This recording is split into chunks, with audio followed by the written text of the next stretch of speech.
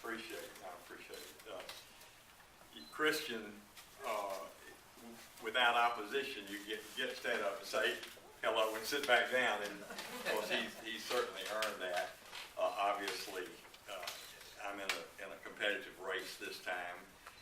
I have ran opposed and I ran unopposed, and quite frankly, I'm not sure whether I would rather be opposed or unopposed, but the first race that we had, as you guys I know remember well, back in 2002, was a very contested Republican primary. Three very strong candidates, I thought, in a tough race, runoff.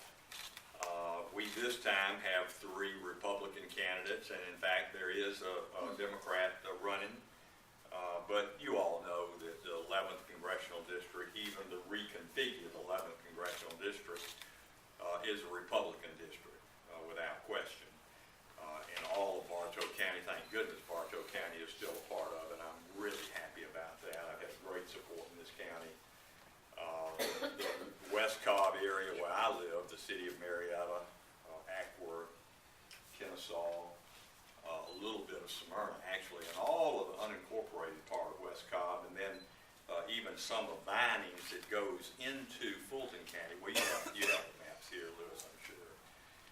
There are about 30,000 people in Fulton County. I just came from what they call the Buck Springs Republican breakfast, Buckhead and Sandy Springs group. So it's a new district. It's Republican, yes. You've got a lot of very conservative, great people up in Cherokee County that are more Tea Party oriented, taxed enough already, whether they're a party or just an affiliation of people all across the country, and maybe to an extent some moderate Republicans in the Buckhead area. But it's 45% new, and so obviously in that situation you're going to get a contested primary. We're getting close to the end. I think everybody's happy about that, and I feel pretty confident about my situation, mainly because I feel that I have served in this current 11th district and the 17 county 11th district before that for 4 years, this being my 10th year, and have earned your continued support. And I do look forward to continuing to work hard in I know a very dysfunctional situation in Washington. And there are folks all across the district, all across the country, in fact, that are very angry with Congress. Our approval rating at best is 17%, and you might use that expression, throw the bums out. But I would like to remind everybody in that regard that you have to really decide who the bums are and who they are not. The Braves, we're all Braves fans, I'm sure, went through some horrendous struggles a while back. But when they kind of rebuilt their team and got rid of a lot of just marginal players, Chipper Jones wasn't one of them. Now, I'm not going to stand here and equate myself to a future Hall of Famer like Chipper Jones, but the point is that you really do need to be careful, I think, and at any level, not to paint with a broad brush and throw the baby out with the bathwater. I can use that expression, having delivered a few of those babies in my previous life. But I certainly look forward to continue to represent the 11th Congressional District, and I thank you for the opportunity. I thank Bartow County. You've been great to me, and I think what you know is you've got someone that's going to work hard, going to continue to work hard, and give you the very best that he's got to give. And that's my pledge to the people of Bartow County and the 11th Congressional District. And I thank you so much. And don't forget, though, and the very most important vote that you're going to cast is on November the 6th, and that is for Mitt Romney as our 45th president, and not a repeat, another term for a 44 who has had trillion-dollar budgets for 4 years in a row. If we talk about getting rid of Obamacare. If we don't get rid of Obama, all is lost. So get out and vote, be there, and let's win in November. Thank you, Lewis. Thank you so much for the opportunity.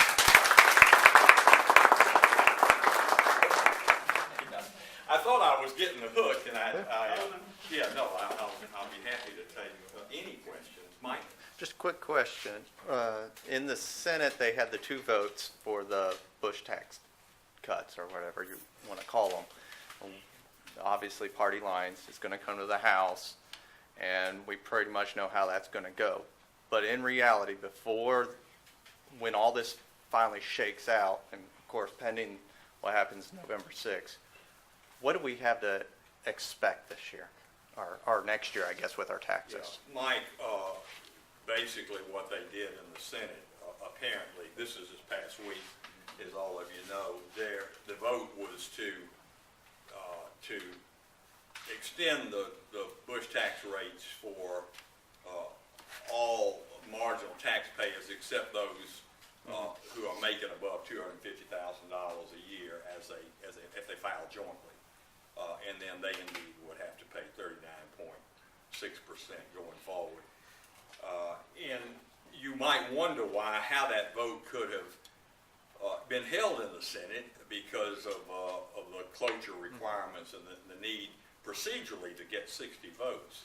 But apparently Harry Reid and Mitch McConnell sort of worked out a deal where we Republicans in the Senate, Johnny and Saxby, would have to have agreed to this too, I'm sure, to allow that vote to go forward, and it failed. But it was reasonably close. All the Democrats, of course, voted for it because there was a Republican vote as well, which would maintain all the marginal rates from 2001 and 2003, and of course that failed too. We will have the same vote in the House, which will extend the tax cuts for everybody at every marginal rate that were enacted in 2001 and 2003. But because of Olympia snow, there was a 10-year sunset put on it. And also, our vote will extend the estate tax at 35% with $5 million exclusion, and 35% anything above that, no taxation on estates valued at that level. So you might say, well, it's not, Senate won't accept that, and there's a lot of messaging going on, politics, and of course it is. And we're not, and you don't want us to give them any opportunity for any political advantage at re-electing Barack Obama. But you certainly don't, in addition to that, don't want to give them the opportunity to hold on to the Senate. And there are some real critical races there. And I think, quite honestly, that if we play our cards right, that we will take over the Senate. It'll maybe be 51-49 margin, but it's important that we get that Senate as well. Yes. So that vote in the House will be this week as we go back. And then, of course, we'll have the August recess. Everybody will be back in their district campaigning and doing constituent services. And the press will say, well, we're vacationing. We need to stay in Washington. I'd be fine with staying in Washington, but I can assure you, when we get back after the election, the amount of work to be done and the lame ducks, and you referenced that in your question as well. It's unbelievable what all has to be done. We may very well this coming week have a vote on.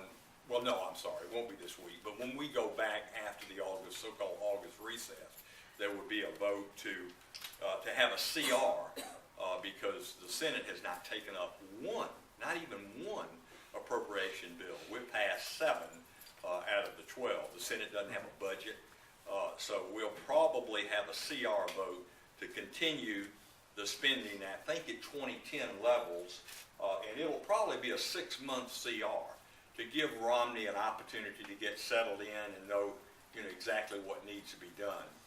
But some compromise will have to be reached on the sequester issue, and of course these expiring tax cuts. I mean, we cannot let that go into effect. Christian. An important part of this discussion on budget has been what's happening with the Defense Department budget. Can you give us an update on that what appears to be an impending, real dangerous situation? Yeah, Christian, thank you for asking that question because it is a dangerous situation. It's a very important issue. Remember back a year ago, about this time last year, when Geithner came to Congress and said that if we didn't increase the debt ceiling by an additional $2.4 trillion at a point when we already owed, I think, $13.5 trillion was our national debt, both internal and external. They wanted us to increase the debt ceiling another $2.4 trillion, and he gave a date certain. He said August the 2nd. Everything was going to heck in a handbasket. That the country couldn't pay its debts, and people wouldn't get their Social Security checks, which was an outright lie. If you're struggling to pay your bills, you got a hat, and you know exactly which bills have to be paid first, and some would not be paid on time. That was the case, and I'm really disappointed to this day that we didn't stand our ground on that and went ahead and agreed to this so-called Budget Control Act, which included that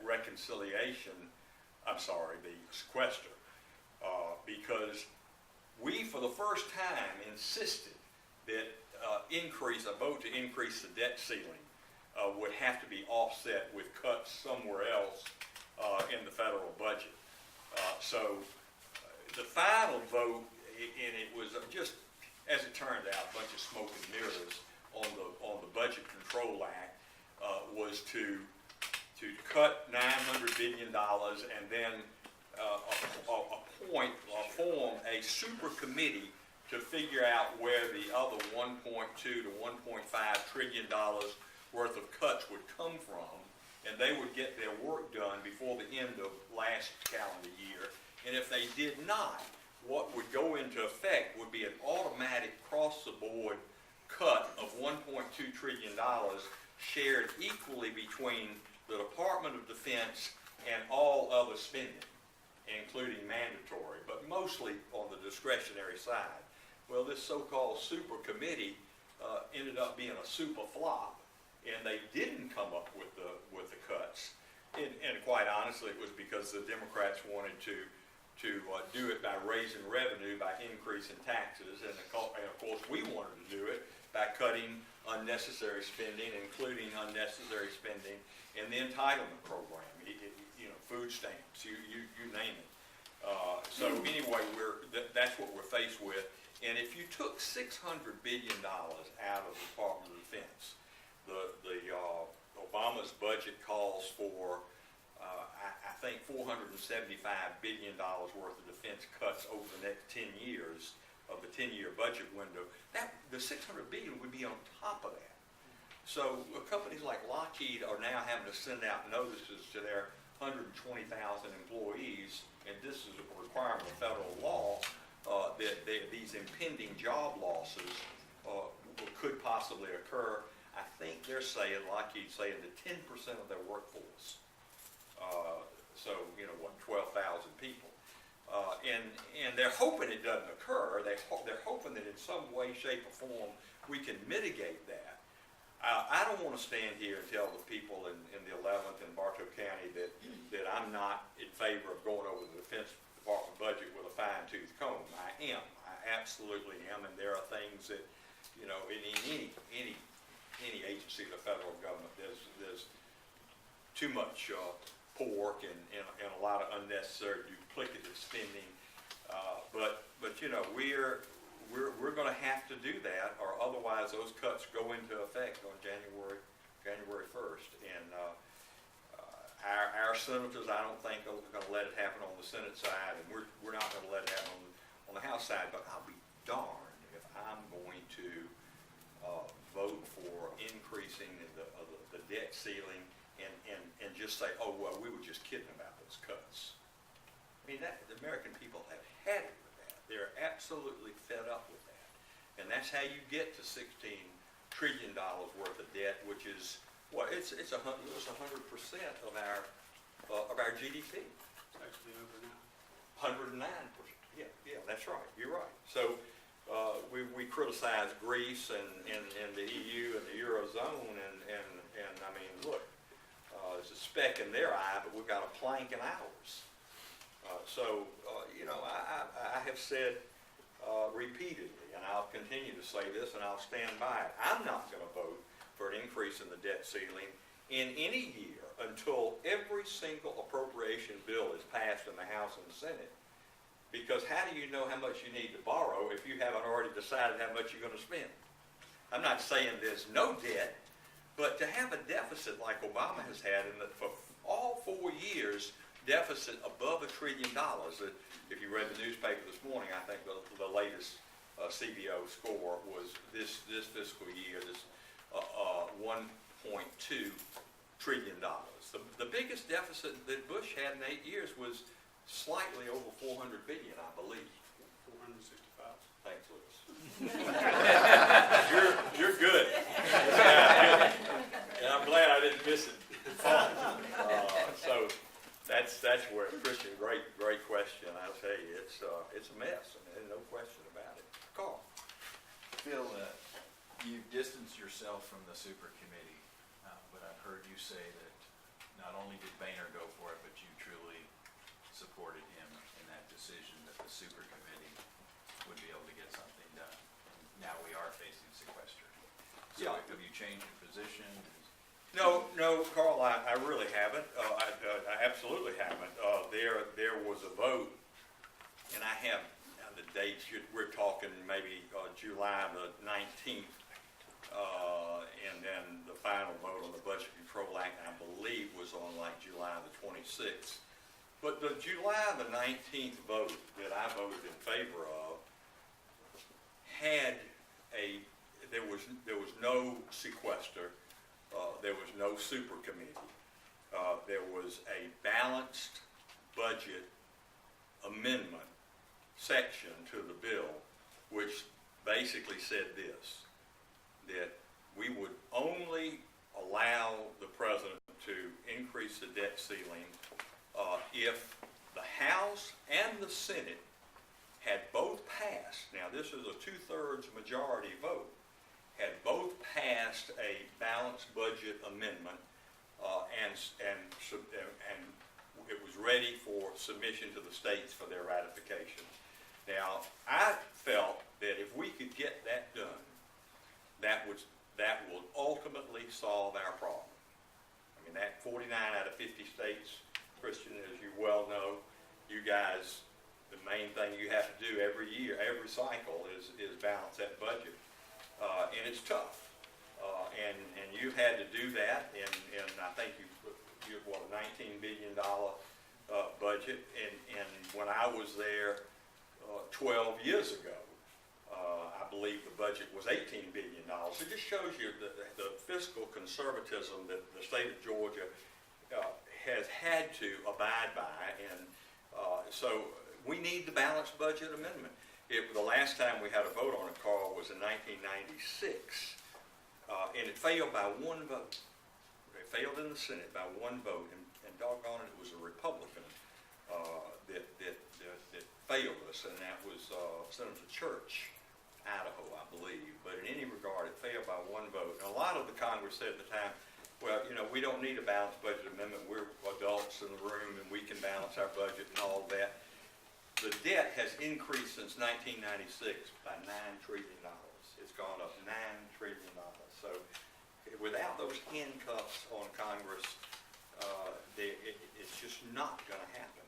And of course, the members from states like California, New York, and New Jersey, and all these states that are getting way more than their fair share of the borrowed money, they don't want a balanced budget amendment.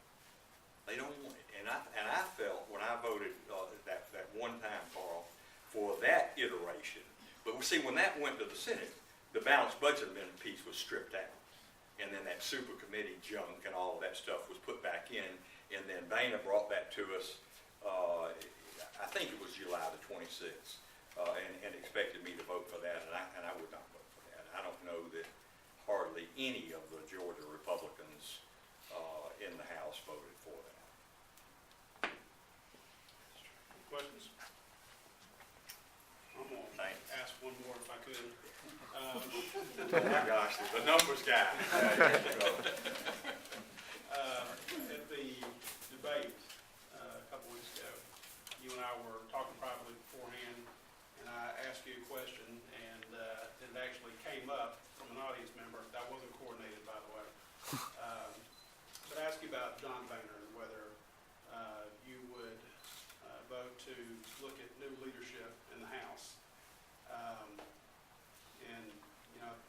sure John Boehner is a great guy.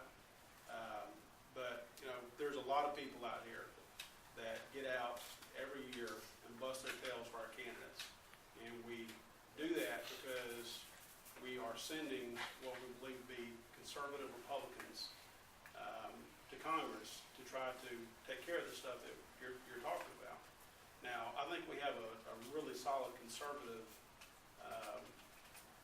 delegation here from Georgia. But the problem is, you know, for example, you were talking about the continuing resolution that we're going to be facing. John Boehner was asked earlier this week whether, when that continuing resolution comes up, that the House is going to strip out funding for Obamacare. And he was really vague about the answer. He didn't come out, he said, we're going to continue to fund all levels of government. And so when we hear stuff like that, I mean, we know, yes, but the Republicans only control the House. But the House controls the purse strings, and no appropriations get passed unless it goes to the House. So I feel like sometimes we kind of play rope-a-dope with the Democrats, where they promise a bunch of stuff to get to a compromise, and then they don't uphold their end. And every time it's like Lucy with football. We think she's going to hold it this time, but she doesn't. She keeps yanking it away. And as you said, I mean, we have gotten to a $16 trillion deficit, or a national debt, under Republican and Democratic administrations. And we've gotten to the point now where it's simply not sustainable. So how can we make sure that not only I don't even want to have another vote for debt ceiling increase. I mean, if we can't manage $16 trillion, we don't need to be raising it up anymore. So what can we do to help you and to help other conservative Republicans make sure that our leadership is holding firm on these issues and making sure that not only are we not increasing, but we're steadily ratcheting that down to lower the burden on the taxpayers? Yeah, you asked a very straightforward question, and you gave a good reason for asking the question, and I appreciate that. And we did have that brief conversation before the Bartow County debate, and then the question did come up. And my response then was that at that particular time, 3 weeks ago, I guess now, that I was not in a mood to join any coup to get behind any individual to replace John Boehner, to throw the bums out, if you will, because at that particular time, and I feel the same way today, that there is nobody that has stepped forward yet to offer themselves for a challenge to John Boehner as the Speaker of the House, assuming that we maintain control. We will. I think that's an almost absolute assurance. We could lose a few seats. I think, in fact, we'll actually gain a few seats in the House. So we'll have the majority. So the Speaker of the House will be a Republican. The majority leader will be a Republican. The majority whip will be a Republican. This team of Boehner, Cantor, and McCarthy as the whip, I think have done a credible job. Certainly not perfect, as Lewis, you pointed out, but let me just give you a couple of things that they've done that I think is good, a huge step in the right direction, is to, number one, in the rules package that were adopted, to eliminate for this Congress the Gephardt rule. And the Gephardt rule goes back to 1980, when Gephardt from Missouri was a Democratic majority leader, and they basically had a provision in the House rules that if a budget resolution was passed in the House and Senate, and it included an increase in the debt ceiling on the Senate side, then the House didn't even have to vote on it. It was deemed passed. So I know a lot of you were probably scratching your head thinking, how in the world did we get to this point of increasing the debt ceiling over and over and over until you get to $16 trillion? A lot of that was because of that Gephardt rule. so that members of Congress, members of the House in particular, could avoid that vote and basically do it so the public wasn't aware of it. And this leadership changed those rules. So now, of course, and appropriately so, the Gephardt rules should be abandoned forevermore. And as you said, to increase the debt ceiling a scintilla, 1 penny, in light of the current situation would be absolutely inappropriate.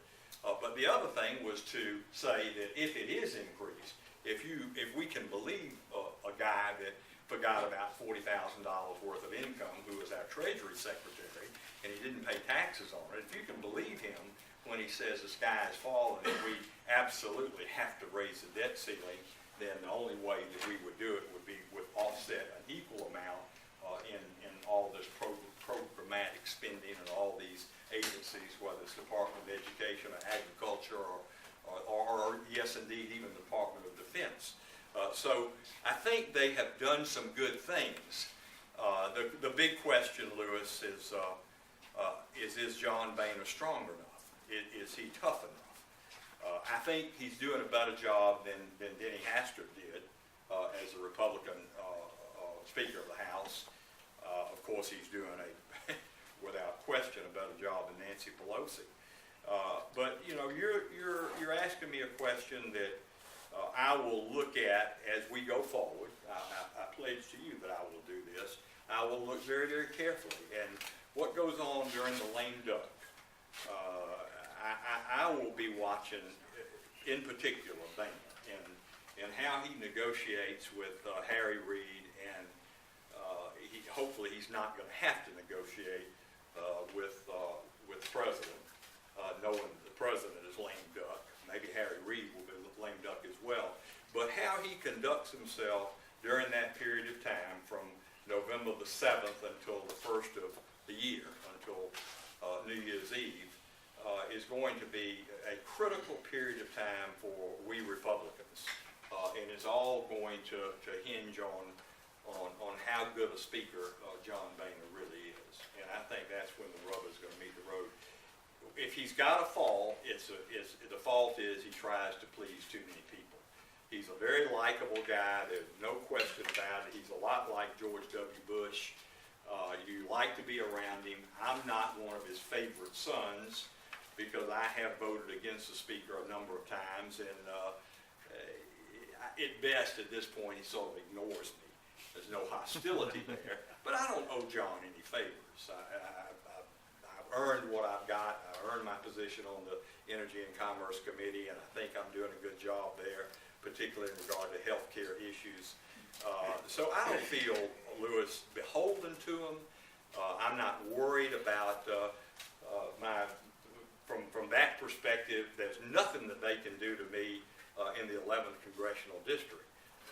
The people of Bartow County either like the job I'm doing or they don't. They're not, that inside baseball in Washington, that's not what they're looking at and thinking about. They want me to stand strong and vote your convictions, and that's exactly what I'm trying to do. And if that means going against Boehner on a particular bill, or going against Boehner in regard to whether or not he's the Speaker in the 113th Congress, that's a decision that I'll have to make. And it won't be an easy one, I can assure you that, because I do like him, and I do respect him. Same thing for Eric Cantor and Kevin McCarthy. But as I stand here today and I think about potential people of the 242 Republicans that might be able to do a better job, I'll be honest with you, nobody comes immediately to my mind. But this is you know, just sort of plays out as time goes on, and we'll see. I promise you, I pledge to you that I'll keep an open mind about that.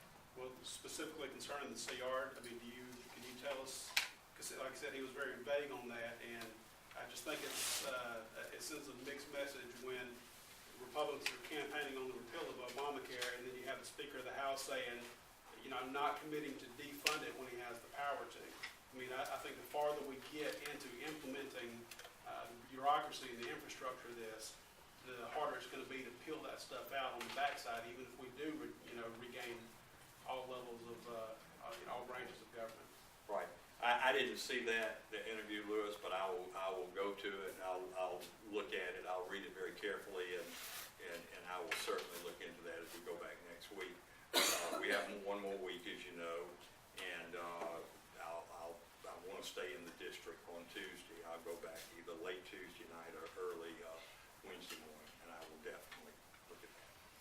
Thank you. Well, we have run a little over. We certainly thank Congressman Gingrey for being here today and appreciate his representation in the district. Thanks. And I appreciate all of you coming out this morning.